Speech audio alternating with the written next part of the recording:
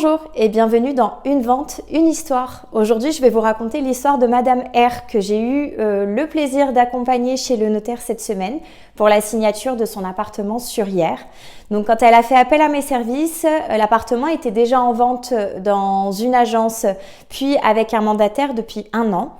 L'appartement avait également été sous compromis 2 fois avec l'agence et le mandataire, et à chaque fois l'acquéreur avait fait jouer son délai de rétractation puisqu'il a 10 jours après la signature du compromis pour se rétracter sans motif.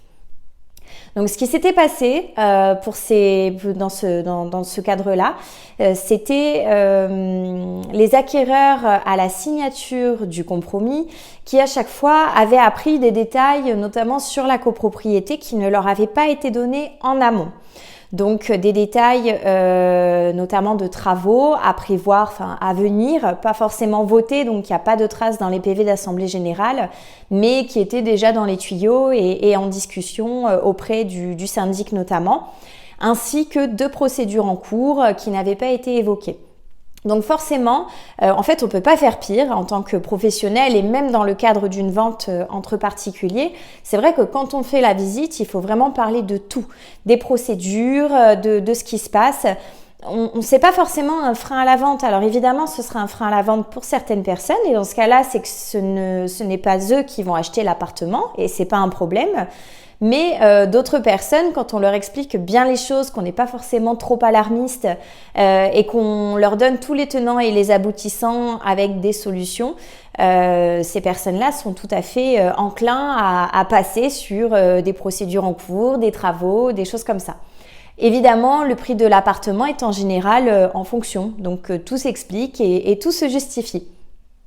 Donc la morale de cette histoire, c'est dans le cadre d'une vente en immobilier de toujours prévenir les acquéreurs de tout, pas avoir peur de leur parler, de bien décortiquer les diagnostics.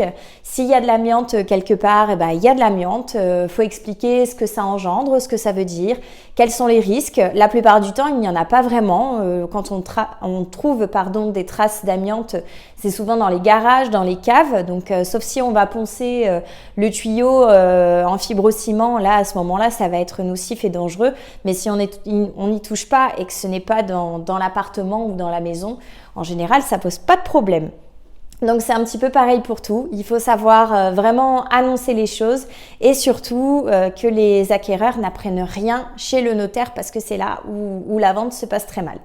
Voilà, j'espère que ça vous servira, que ça vous sera utile, et je vous dis à bientôt pour une nouvelle vidéo.